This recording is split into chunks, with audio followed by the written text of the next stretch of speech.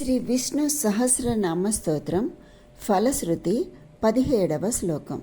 సర్వాగమానామాచారః ప్రథమం పరికల్పతే ఆచార ప్రభవో ధర్మో ధర్మస్య ప్రభురచ్యుతః. ఇందులో సర్వాగమానాం అంటే సర్వ ఆగమనాం, అదే సర్వాగమానాం అంటే సర్వ వేద శాస్త్రములలో ఆచార అనగా ఆచారము, ప్రథమ అంటే ప్రప్రథమమని, పరికల్పతే అనగా చెప్పబడుచున్నది. ఆచార ప్రభవ అంటే ఆచార మూలకమై, ధర్మ అనగా ధర్మము ప్రవర్తిల్లుచున్నది. ధర్మస్య ధర్మమునకు అనగా అట్టి ధర్మమునకు, అచ్యుత అంటే పరమాత్మకమైన విష్ణువు, ప్రభు అనగా ప్రభువు అని.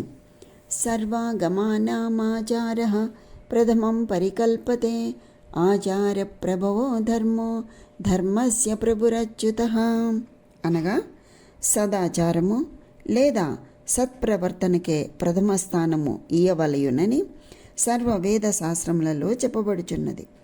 ఆచార మూలకమై ధర్మము ప్రవర్తిల్లుచుండగా అట్టి ధర్మమునకు ప్రభువుగా పరమాత్మ అయిన శ్రీ మహావిష్ణువు భాసిల్లుచున్నాడు అని. స్వస్తి.